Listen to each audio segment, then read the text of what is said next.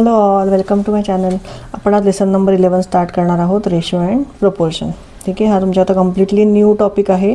So मी थोडंसं आधी explain करणार आहे आणि मग आपण प्रॅक्टिस सेट 28 सॉल्व करूयात. ठीक आहे, इथे बघा आता तुम्हाला काय सांगितलं आहे. In the previous classes we have learn to compare two numbers. We shall now learn another way to the same. म्हणजे दोन नंबर कसे कम्पेअर करायचे ते आपण शिकलो आहे. फक्त त्याचा दुसरा जरा वेगळं थोडं टॉपिक आहे की रेशो अँड प्रपोर्शन म्हणतात, ते तुम्हाला ह्याच्यात करायचं आहे, कम्पेअर करायला नंबर्स. सो इथे बघा काय सांगितलं. Let say Nilima is 12 years old and Ramesh is 6 years. So how to compare their ages. त्या दोघांचा एज कसं कम्पेअर करणार. So Ramesh did so by finding out the difference. म्हणजे त्यांनी काय केलं, 12 - 6 केलं, म्हणजे आन्सर काय आलं 6. And Nilima did it by saying how many times she is old as Ramesh. So Nilima's age is twice as much Ramesh. So we can give the same information by saying Nilima and Ramesh ages are in the proportion of 2:1. म्हणजे निलिमाचं age जर 12 असेल तर रमेशचं किती झालं, 6 झालं. म्हणजे 2:1 हा ratio तुम्ही रीड कसं करणार, हे it is read as 2:1. In the mathematics, the proportion of two numbers can be expressed as the ratio and the proportion is 2:1 is written as 2/1 in the form of ratio. हे बऱ्याचदा fill in the ब्लँक्समध्ये येतं, त्यामुळे हे नीट लक्षात ठेवा आणि एकदा read करा एक्झामला जायच्या आधी. त्याच्यानंतर बघा इथे अजून एक एक्झाम्पल दिलेलं आहे. Janaki Amma's idlis and dosas are delicious. For idli she uses urad dal and rice in the proportion of 1 cup dal and 2 cup rice. म्हणजे इथे प्रपोर्शन काय झालं, 1 cup डाळ म्हणजे 1:2. म्हणजे राईस किती वापरते ती, 2 cups. डाळ किती वापरते, 1 cup. म्हणजे प्रपोर्शन काय झालं, 1:2.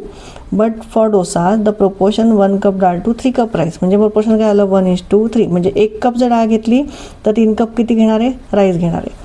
So that is for idlis the proportion for डाळ इज 1:2 और रेशो इज 1/2. असं लिहू शकतो. ह्या दोन प्रकारे आपण लिहू शकतो ratio. Wear as for dosa the proportion is 1:3 और द रेशो इज 1/3. हे असं रीड करणार आहे आपण. ठीक आहे, तर आता आपण ते फाईंड कसं करायचा, रेशो कसा फाईंड करायचा, त्याचं एक्झाम्पल इथे एक बघूयात आणि मग आपण प्रॅक्टिस सेट सॉल्व करूयात. इथे बघा सांगितलं आहे, flowers are distributed among the girls in equal proportion. Fill in the empty boxes. म्हणजे 3 मुलींना 12 फ्लॉवर्स दिले, मग 5 मुलींना किती फ्लॉवर्स लागतील. मग ते कसं फाईंड करणार आपण, त्याच्याकरता आधी आपण रेशो फाईंड करू की एका मुलीला किती मिळाले फ्लॉवर. मग काय लिहिणार आपण इथे, number of girls divided by number of flowers. मग 3/12 म्हणजेच 1/4. म्हणजे एका प्रत्येक मुलीला किती फ्लॉवर्स मिळाले, 4 फ्लॉवर्स मिळालेत. 1/4 कसं आलं, 3ने दोन्हीकडे डिवाइड केलं, 3 × 4 = 12. ठीक आहे, म्हणून 1/4 आलं. So it means that every girl got 4 flowers.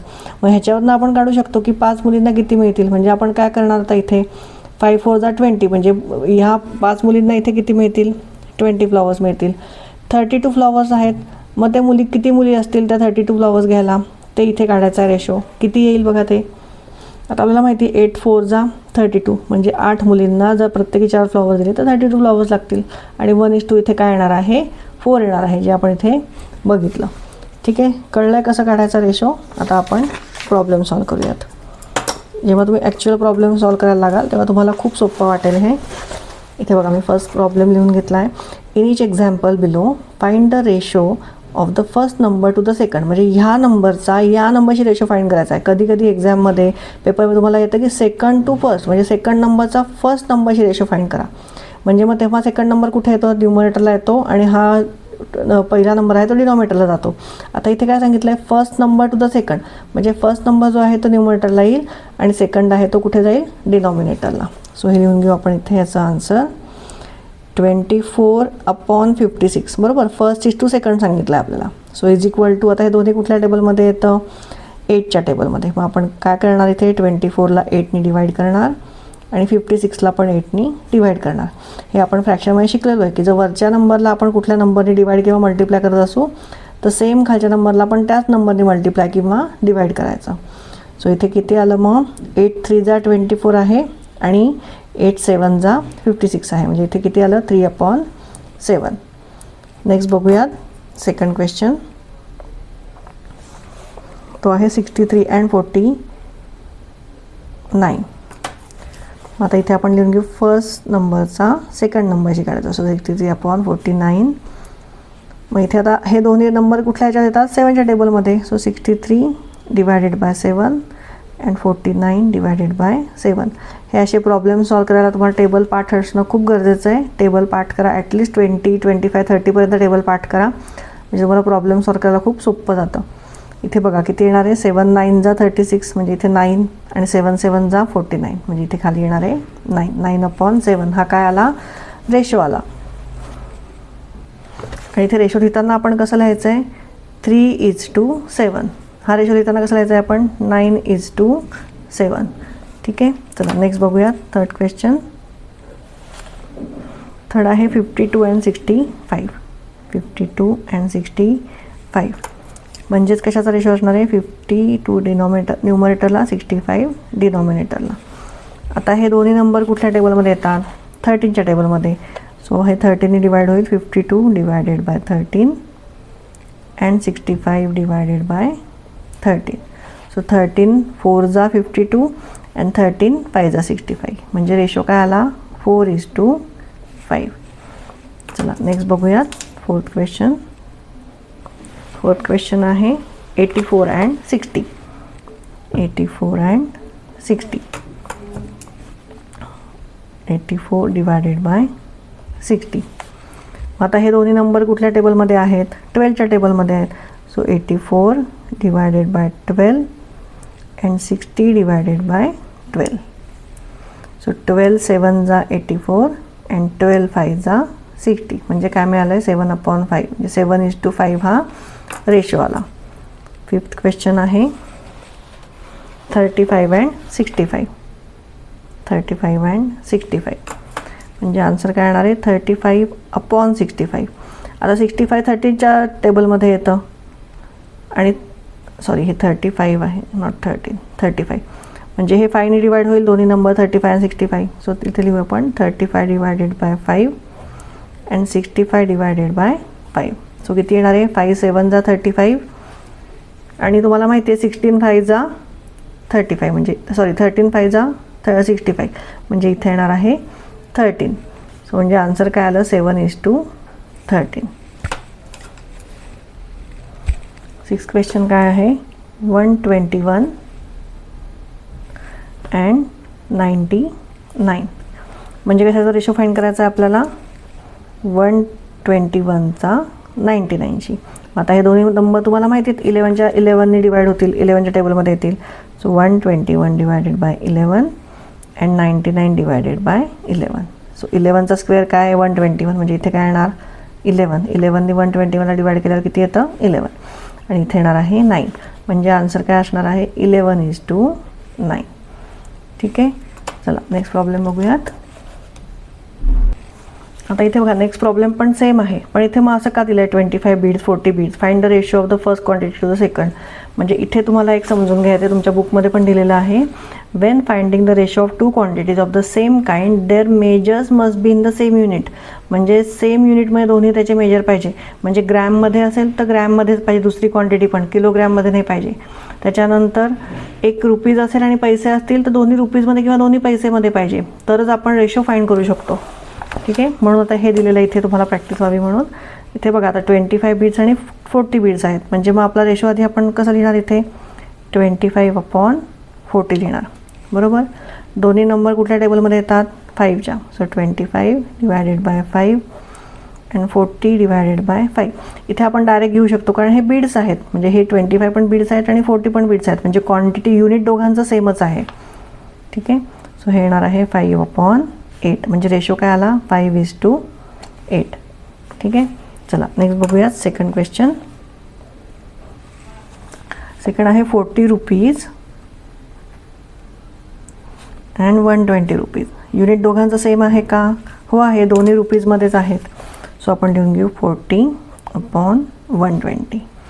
इथे 0 0 आपण कट करू शकतो, म्हणजे काय येईल, 4/12, बरोबर.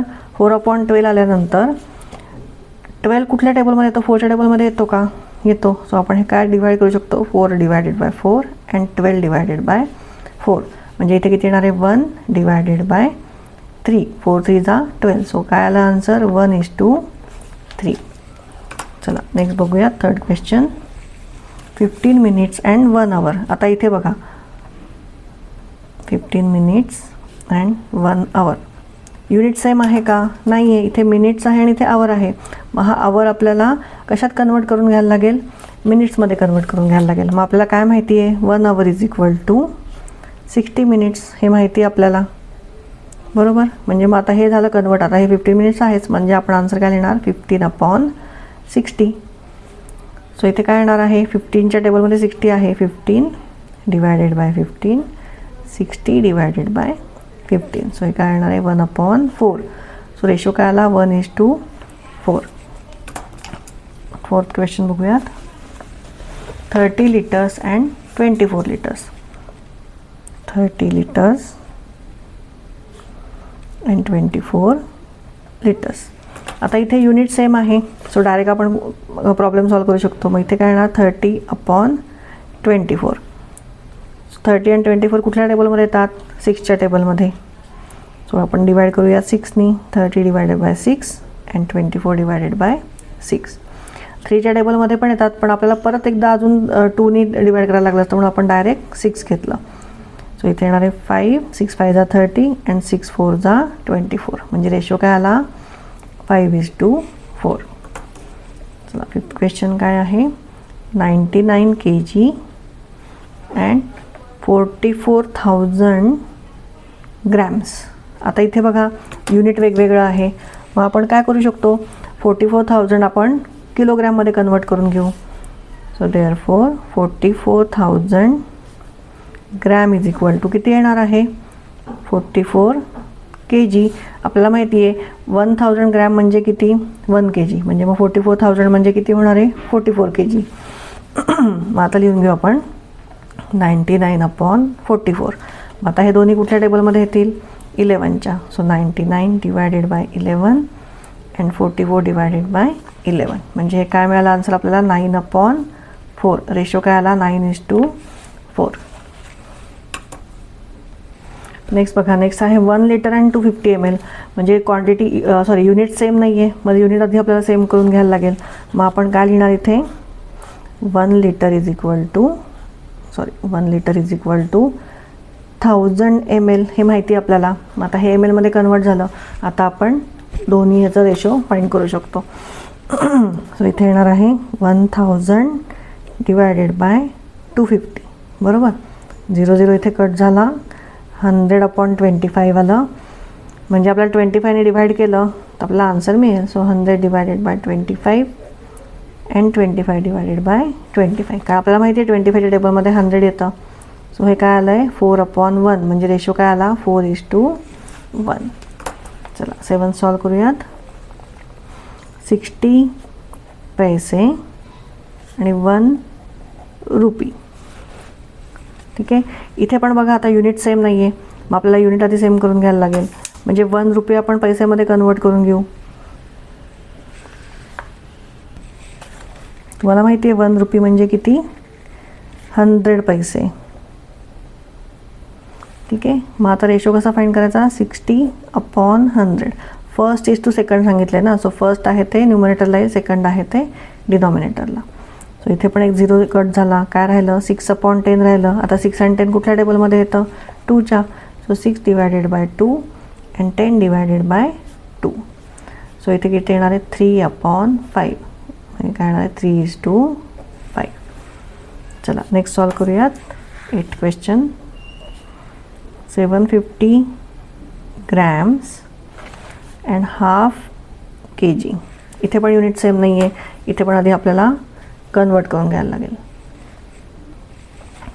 इथे मग तुम्हाला आता हाफ kg म्हणजे किती माहिती आहे? हाफ kg म्हणजे 500 ग्रॅम. सगळ्यांनाच माहिती आहे हे. ठीक आहे. झाले युनिट सेम दोन्ही. आता आपण कम्पेअर करू शकतो. सो 750/500 मग इज इक्वल टू 0 कट झाला. किती राहिलं? 750/50 राहिलं. मग दोन्ही कुठल्या टेबलमध्ये येतं? 25च्या.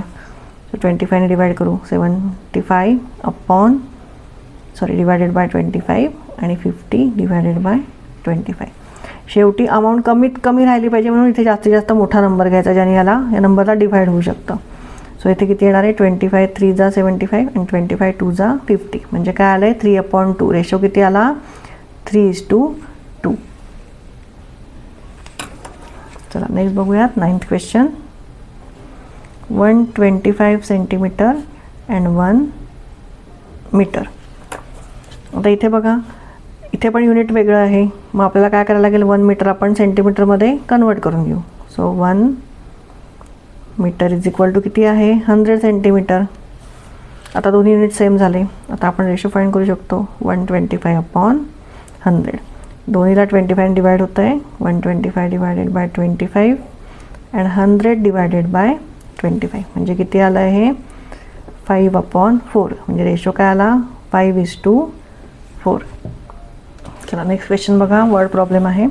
Reema has 24 notebooks and 18 books. Find the ratio of the notebooks to books. म्हणजे 24चा 18शी आपल्याला रेशो फाइंड करायचा आहे. मग इथे आन्सरमध्ये लिहून घेऊ आपण.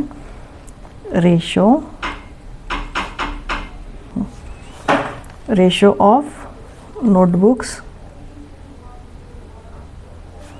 To books. म्हणजे इथे आपण काय लिहिणार, पहिले total number of notebooks upon total number of books.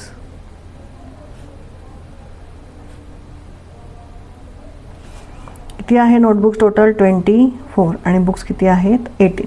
दोन्ही कुठल्या टेबलमध्ये येतं, 6च्या. So 24 divided by 6 and 18 divided by 6 म्हणजे इथे किती येणार आहे, 4/3. म्हणजे रेशो किती आला आहे, 4:3. सो इथे खाली आन्सरमध्ये आपण काय लिहिणार आहे, वर्ड प्रॉब्लेम आहे त्यामुळे वर्डमध्ये आन्सर लिहायला लागेल. The ratio of notebooks to books is 4:3. Next बघूयात. 30 cricket players and 20 kho kho players are training on a field. What is the ratio of cricket players to the total number of players. इथे बघा, cricket प्लेयर्सचा आणि kho kho प्लेयर्सचा ratio मी विचारला नाही आहे. Total cricket players, total players किती आहेत, 50 आहेत आणि त्याचा रेशो कशाशी विचारला आहे, 30 क्रिकेट प्लेयर्सशी. सो इथे आपण लिहून घेऊ टोटल नंबर ऑफ प्लेयर्स. इथे मुलं काय करतात, बऱ्याचदा मी एक्झाममध्ये पण मी पेपर चेक करताना मला दिसलं की डायरेक्ट 30चा आणि 20चा रेशो काढून टाकतात, 3:2 लिहून टाकतात आणि आन्सर लिहून टाकतात. पण प्रश्न दिलेला वाचत नाहीत. इथे टोटल नंबर ऑफ प्लेयर्सशी विचारला आहे. ठीक आहे. सो त्यामुळे क्वेश्चन नीट वाचून मग आन्सर लिहित जा. So total number of players किती आहेत, क्रिकेट प्लेयर्स प्लस कुठले असणार आहेत, खो-खोचे, खो-खो प्लेयर्स. म्हणजे किती झाले ते, 30 + 20 = 50 झाले. ठीक आहे. टोटल नंबर ऑफ प्लेयर्स मिळाले आपल्याला. आता आपल्याला रेशो कशाचा विचारला आहे, रेशो = क्रिकेट प्लेयर्स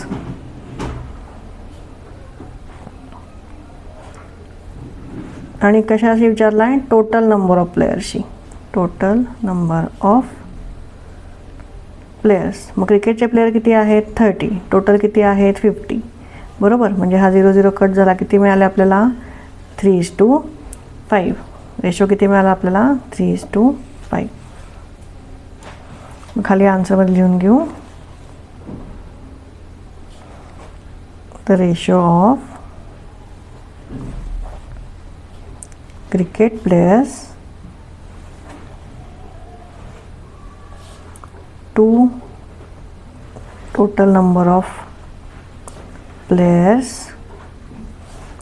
is 3:5. चला फिफ्थ क्वेश्चन बघूयात.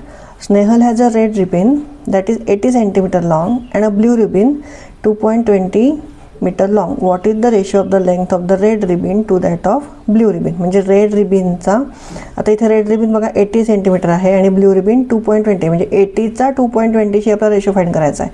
आता इथे 80 सेंटीमीटरमध्ये आहे आणि 2.20 मीटरमध्ये आहे. मग आपण हे 2.20 मीटर सेंटीमीटरमध्ये कन्वर्ट करून घेऊ आधी. म्हणजे मग काय येईल, 2.20 मीटर इज इक्वल टू काय येणार आपल्याला, कितीने मल्टिप्लाय करायला लागेल त्याला 100ने मल्टिप्लाय केलं की काय येईल, 220 सेंटीमीटर. ठीक आहे. आता हे सेंटीमीटरमध्ये कन्वर्ट झालं आहे. आता रेशो आपल्याला कशाचा फाइंड करायचा आहे, ratio is equal to length of red ribbon length of red ribbon upon काय येणार आहे, length of blue ribbon. Length of blue ribbon. मग किती आहे आता हे, रेड किती आहे 80 सेंटीमीटर आणि ब्ल्यू किती आहे 220 सेंटीमीटर. ठीक आहे, इथे 0 0 कट झाला म्हणजे काय आलं 8/22. आता 8/22ला कशाने डिवाइड होईल, 2ने डिवाइड होईल. So is equal to 8 divided by 2 and 22 divided by 2. म्हणजेच किती येईल 2 4 जा 8 आणि 22ला डिवाइड केल्यावर किती येतं 11. म्हणजे आन्सर काय येणार आहे 4:11. चला नेक्स्ट क्वेश्चन रीड करू आपण. Shubham's age today is 12 years and his father's age is 42 years. Shubham's mother is younger than his father by 6 years. Younger म्हणजे काय, लहान. वडिलांपेक्षा त्याची आई किती 6 वर्षांनी लहान आहे. So find the following ratios. Ratio of Shubham's age today to his mother's age, ratio of Shubham's mother's age today to his father's age today, and the ratio of Shubham's age to his mother age when Shubham was 10 years old. ठीक आहे, 3 ratio आपल्याला find करायचे. आता पहिला आपण लिहूयात. First कुठला आहे, मदर्स एज. आधी आपण काढून घेऊ की हे बघा इथे काय विचारलं, ratio of Shubham's age to his mother's age today. Mother's age आपल्याला आत्ता माहिती आहे का, नाही. मग त्याच्या आधी मदर्स एज काढून घ्यायला लागेल. कसं काढणार, फादरचं एज दिलेलं आहे 42 म्हणजे 42 आणि त्याच्याहून 6 वर्षांनी आई त्याची लहान आहे म्हणजे मग -6 करायला लागेल. सो ते करून घेऊ आधी. चला हे लिहून घ्या आधी. Mother's age is 6 years younger than the age of his father. बरोबर. मग काय येणार आहे, therefore mother's age today is equal to 42 minus 6 म्हणजे किती येणार आहे 36 years. आता मदरचा एज मिळाला आपल्याला. आता आपण रेशो काढू शकतो शुभमचा आणि त्याच्या आईच्या एजचा. ठीक आहे, सो इथे लिहू आपण age of Shubham upon age of mother. काय आहे मग, शुभमचं एज 12 आहे आणि आईचं आहे 36 म्हणजे काय येणार आहे 12ला 12ने डिवाइड होईल आणि 36ला पण 12ने डिवाइड होईल. ठीक आहे, म्हणजेच किती येणार आहे हे 1/3. 12 3 जा 36 म्हणजे हा रेशो काय मिळाला आपल्याला 1:3. आता सेकंड आपल्याला काय फाइंड करायचं आहे, ratio of mother's age today to his father's age. मग आपण लिहून घेऊ इथे ratio of mother's age to his father's age today. आत्ता टुडे म्हणजे आता प्रेझेंट एज काय आहे ते लिहायचं आहे. मग इथे आपण लिहिणार खाली एज ऑफ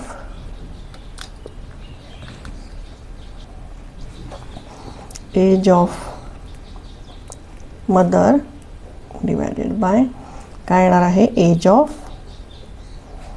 फादर. मदरचं किती आहे 36, फादरचं आहे 42. मग दोन्ही कुठल्या टेबलमध्ये येतात, 6च्या टेबलमध्ये येतात. सो 6ने डिवाइड होईल 36/6 अँड 42/6 डिवाइड बाय 6 म्हणजेच काय येणार आहे 6/7. काय आला रेशो 6:7. ठीक आहे. आता नेक्स्ट थर्ड काय विचारलं आहे, तर ratio of Shubham's age and his mother age when Shubham was 10 years old. म्हणजे शुभम जेव्हा 10 वर्षाचा होता तेव्हाचं वय विचारलं दोघांचं. आईचं वय किती असेल ते विचारलं. सो इथे लिहून घेऊ Shubham is 12 years old today. ठीक आहे, हे दिलेलं आहे की तो आत्ता 12 वर्षाचा आहे. वेन ही वॉज 10 years म्हणजे तो जेव्हा 10 वर्षाचा असेल मग तेव्हा त्याच्या आईचं एज काय असणार आहे 2 वर्षांनी अजून कमी असणार आहे. म्हणजे आत्ता 36 आहे म्हणजे तेव्हा किती असणार आहे 34. मग ते लिहून घेऊ 10 years old. So his mother's age his mother's age was किती असणार आहे 36 - 2 = 34 इयर्स ओल्ड. ठीक आहे. हे आईचा एज झाला तेव्हाचा जेव्हा शुभम 10 वर्षाचा होता. आता आपण रेशो फाइंड करू शकतो. Therefore ratio of Shubham's age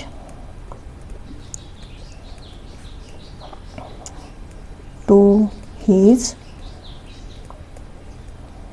mother's age when हे लिहायला लागणार आहे सगळं, कारण वर्ड प्रॉब्लेम आहे. वर्ड प्रॉब्लेममध्ये हे सगळं लिहावं लागेल जे दिलं आहे ते.